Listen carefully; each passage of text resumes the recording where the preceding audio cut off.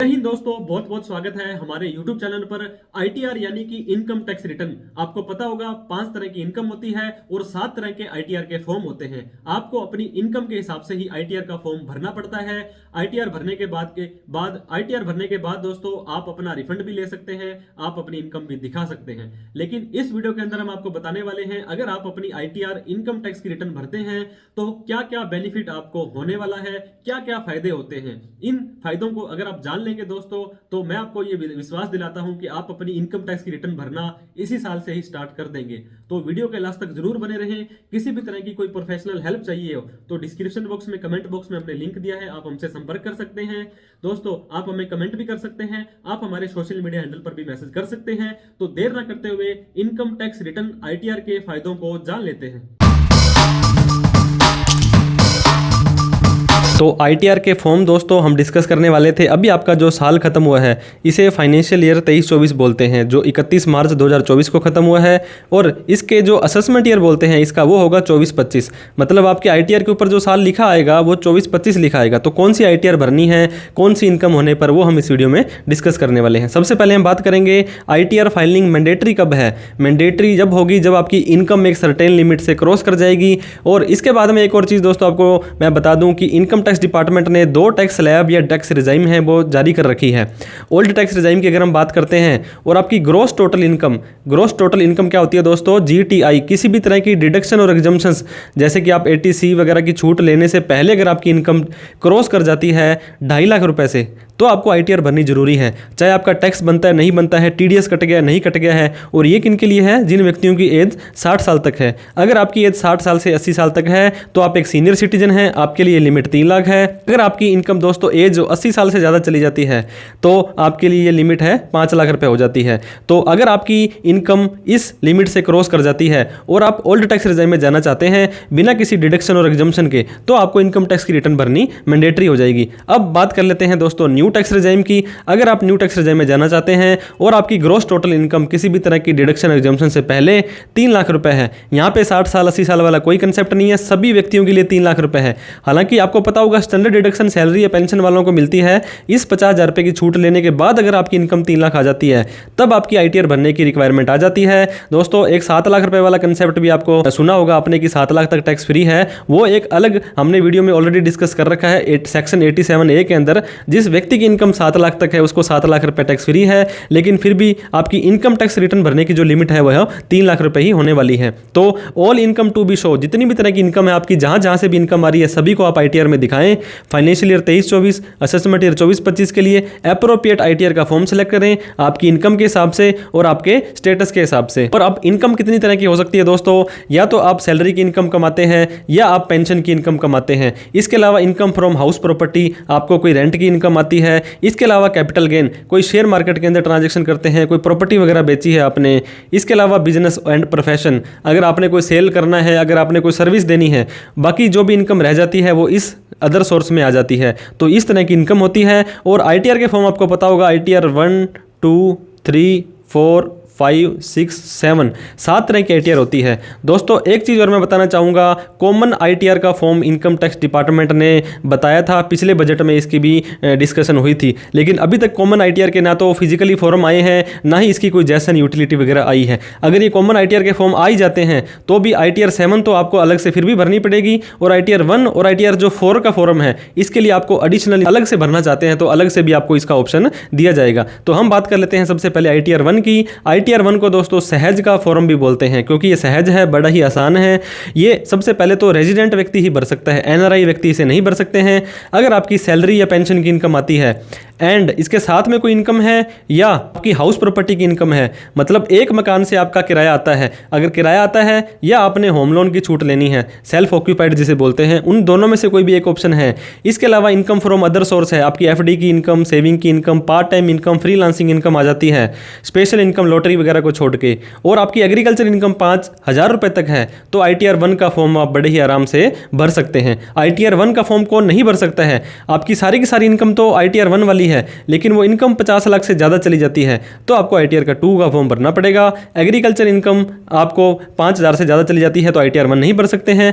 Capital gain मैंने बताया अगर आपका होता है, बिजनेस की इनकम है, एक से ज़्यादा हाउस प्रॉपर्टी है या आप किसी कंपनी में डायरेक्टर हैं तो ITR 1 आप नहीं भर सकते हैं। आपके पास अनलिस्टेड इक्विटी शेयर हैं, आउटसाइड इंडिया में कोई एसेट है आपके पास में और आप नॉन रेजिडेंट हैं, मतलब नॉट ऑर्डिनरी रेजिडेंट हैं, तब आप ITR 1 का फॉर्म नहीं भर सकते हैं। आपके पास कोई फॉरेन में एसेट है और आप ITR फॉर्म 1 है जो नहीं भर सकते हैं। अगर आपकी कोई इनकम है दोस्तों in respect of which another person is respect, मतलब किसी और की इनकम पर आपको टैक्स देना है, जिसे कि क्या बोलते हैं हम, क्लबिंग ऑफ इनकम बोलते हैं। अगर क्लबिंग ऑफ इनकम के रूल लागू होते हैं तब भी आप ITR 1 नहीं भर सकते हैं। अब बात कर लेते हैं ITR 2 की। ये भी ITR 1 के बाद भरा जाने वाला सबसे ज़्यादा ITR का फॉर्म होता है। ये इंडिविजुअल और HUF आप भर सकते हैं इसे। अगर आपकी सैलरी की इनकम है, पेंशन की इनकम है, इसके साथ में हाउस प्रॉपर्टी की इनकम है, रेंट की इनकम है, एक से ज़्यादा मकान है, अगर एक मकान है तो आप ITR 1 भी भर सकते हैं। एक से ज़्यादा मकान होने पर आपको ITR 2 का फॉर्म आसानी से भरा जा सकता है। इसके अलावा आपको इनकम फ्रॉम अदर सोर्स आ जाती है स्पेशल रेट की। आपको पता होगा क्रिप्टो वगैरह की इनकम हो गई, आपकी लॉटरी वगैरह की इनकम हो गई, इसके ऊपर आपको ITR 2 का फॉर्म भरना पड़ेगा। वैसे तो इनकम फ्रॉम अदर सोर्स है, ITR 1 में इनकम फ्रॉम अदर सोर्स जाती है, लेकिन ये स्पेशल इनकम है तो ITR 2 आपकी जाने वाली है। अगर आपकी ITR 1 की इनकम की सारी इनकम ITR 1 वाली है लेकिन 50 लाख से ज़्यादा आपकी इनकम चली जाती है तब भी आपको दोस्तों ITR 1 की जगह ITR 2 का फॉर्म भरना पड़ेगा। आप किसी कंपनी में डायरेक्टर हैं, अगर अनलिस्टेड इक्विटी शेयर आपने ले रखे हैं किसी कंपनी के, अगर आप एक नॉट ऑर्डिनरी रेजिडेंट हैं, अगर आपने शेयर मार्केट के अंदर ट्रांजैक्शंस किया और वहाँ पे लॉन्ग टर्म कैपिटल गेन और शॉर्ट टर्म कैपिटल गेन आपने कमाया, हालांकि आप इंट्राडे या फ्यूचर एंड ऑप्शन करते हैं तो ITR 2 आप नहीं भर पाएंगे, या आपकी प्रॉपर्टी आपने बेची उस पर कोई कैपिटल गेन हुआ तो ITR 2 का फॉर्म आपको भरना पड़ेगा। आपके पास फॉरेन में एसेट है, एग्रीकल्चर इनकम 5,000 से ज़्यादा है, चाहे 5 लाख हो चाहे 50 लाख हो, और क्लबिंग ऑफ इनकम है, तब भी आप ITR 2 का फॉर्म भर सकते हैं। ITR 2 का फॉर्म कौन नहीं भर सकता है? सिर्फ और सिर्फ बिजनेस इनकम वालों को छोड़ के बाकी कोई भी व्यक्ति भर सकता है। तो अगर आपकी बिजनेस की इनकम है तो आप ITR 2 का फॉर्म नहीं भर सकते हैं। अब बात कर लेते हैं ITR 4, सुगम है, ये भी सहज की तरह ही है, ज़्यादा कॉम्प्लिकेट नहीं है। अगर आप प्रिजम्पटिव टैक्सेशन में आप अपनी ITR भरते हैं, जिसे कि उका मुका बोलते हैं, बुक्स ऑफ अकाउंट आपको मेंटेन नहीं करनी है। अगर आप एक इंडिविजुअल है, HUF है, पार्टनरशिप फर्म है और LLP को ITR 4 नहीं भर सकते हैं। प्रिजम्पटिव इनकम मैंने आपको बताया, आप अपनी सेल का 6 या 8% नेट प्रॉफिट दिखा सकते हैं। जो आपकी सेल होती है अगर कैश के अंदर आ रही है तो आपको उसका 8% नेट प्रॉफिट दिखाना पड़ेगा, और अदर देन कैश के अंदर आप 6% नेट प्रॉफिट दिखा सकते हैं। फॉर एग्जांपल 1 करोड़ रुपए आपने सेल की, सारी की सारी अदर देन कैश में आई, तो कम से कम 6 लाख रुपए आप इसका नेट प्रॉफिट दिखाएं, ITR 4 भर दें। डिपार्टमेंट आपसे कोई ज़्यादा सूचना नहीं मांगेगा, आपको बुक्स ऑफ अकाउंट मेंटेन करने की भी जरूरत नहीं है। और वहीं पर अगर आप एक सर्विस प्रोवाइडर हैं तो आपको अपनी रिसीट का 50% नेट प्रॉफिट दिखाना पड़ेगा। सैलरी की इनकम भी ITR 4 में जा सकती है, एक हाउस प्रॉपर्टी की इनकम और अदर सोर्स की इनकम, अगर ये 50 लाख से ज़्यादा चली जाती है तो ITR का फॉर्म आपका चेंज हो जाएगा। अगर आपकी टर्नओवर 2 करोड़ से ज़्यादा है, अगर अभी 95% से ज़्यादा आपकी जो टर्नओवर है वो 3 करोड़ से ज़्यादा है, और रिसीट और खर्चे और प्राप्तियाँ दोनों ही 95% से ज़्यादा है, तो 10 करोड़ तक भी आप ITR 4 भर सकते हैं। अदरवाइज आपको ITR 3 भरनी पड़ेगी और टैक्स ऑडिट भी करवानी पड़ेगी। अब ITR 3 का फॉर्म दोस्तों ये सबसे ज़्यादा हर इनकम को ये इंक्लूड कर लेता है। अगर आप एक बिजनेस और प्रोफेशन करते हैं, अगर आप एक डायरेक्टर हैं, अनलिस्टेड इक्विटी शेयर हैं, इसके अलावा आपकी कोई रिटर्न में इंक्लूड हाउस प्रॉपर्टी की इनकम है, पेंशन, सैलरी, मतलब हर तरह की इनकम दोस्तों इसमें आ जाएगी। अगर आप किसी पार्टनरशिप फर्म में पार्टनर थे तो वहाँ से कोई हिस्सा मिल रहा है आपको, कोई रेम्यूनरेशन का, कोई इंटरेस्ट का, कोई नेट प्रॉफिट का, वो भी आ जाएगा। टैक्स ऑडिट होती है किसी भी चार्टर्ड अकाउंटेंट के द्वारा, आपके बुक्स ऑफ अकाउंट ऑडिटेबल हैं तो भी आपका आ जाएगा। मतलब दोस्तों ITR 3 का फॉर्म एक ऑलराउंडर फॉर्म है, मतलब सारी की सारी इनकम आप ITR 3 में दिखा सकते हैं। ITR 3 में पांचों के पांचों हेड है उसकी इनकम आप दिखा सकते हैं, लेकिन ये फॉर्म काफ़ी कॉम्प्लिकेट होता है। आपको इसको पूरी ही सावधानी के साथ भरना है, किसी टैक्स प्रोफेशनल की हेल्प भी आप ले लें ताकि इन फ्यूचर के अंदर आपको डिफेक्टिव नोटिस 139(9) का ना आए या किसी भी तरह की आपकी ITR इनवैलिड ना हो जाए। तो ITR 3 का फॉर्म बहुत ही सावधानी से भरना है।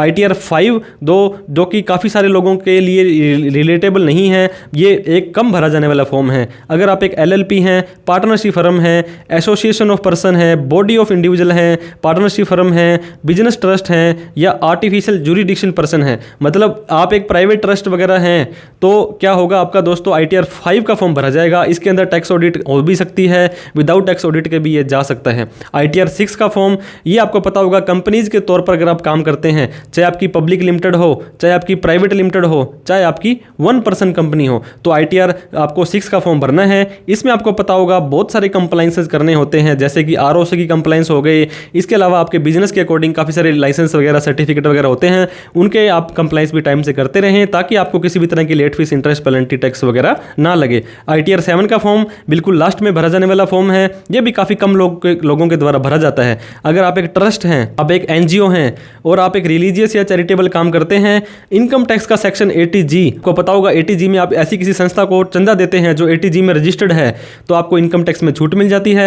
और 12A के अंदर अगर वो रजिस्टर्ड है तो उन चंदा लेने वाली संस्था को छूट मिल जाती है। जैसे कोई स्कूल वगैरह है, कोई हॉस्पिटल है, तो इनकी आप ITR 7 भर सकते हैं। ITR 7 का फॉर्म भी बहुत कम भरा जाने वाला फॉर्म है, इसे भी सावधानी से भरना चाहिए क्योंकि इसके भी नोटिस आने के चांसेस काफ़ी रहते हैं। अब ITR V जो फॉर्म है, जब डाटा आपने दोस्तों रिटर्न भर दिया, चाहे ITR 1 भरी, 2 भरी, 3, 4, 5, 6, 7 भरी, लेकिन अभी तक उसको वेरीफाई नहीं किया है, आपको पता होगा 30 दिनों के अंदर अंदर आपको ITR को वेरीफाई करना पड़ता है।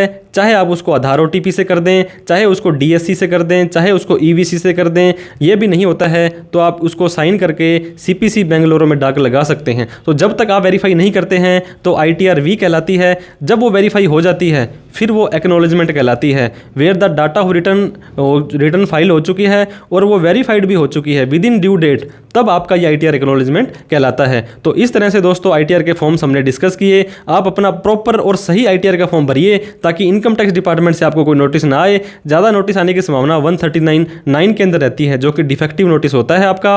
वीडियो अच्छी लगी हो तो प्लीज़ लाइक करें। इस तरह की इन्फॉर्मेटिव वीडियो के लिए आप हमें सब्सक्राइब कर दें, क्योंकि सब्सक्राइब करने का कोई पैसा नहीं लगता है और हमारा हौसला बढ़ जाता है। कोई डाउट, क्वेरी, क्वेश्चन आपकी रह जाती है तो आप कमेंट करके बताएं ताकि हमारा भी हौसला बढ़ जाए। और आपको ये वीडियो अच्छी लगी या बुरी लगी हो वो भी जरूर बताया करें कमेंट करके। इस वीडियो को उन सभी लोगों में शेयर करो जो कन्फ्यूजन में थे कि कौन सी ITR कब भरनी होती है। वीडियो देखने के लिए बहुत बहुत धन्यवाद दोस्तों। Thank you so much. जय हिंद, जय भारत।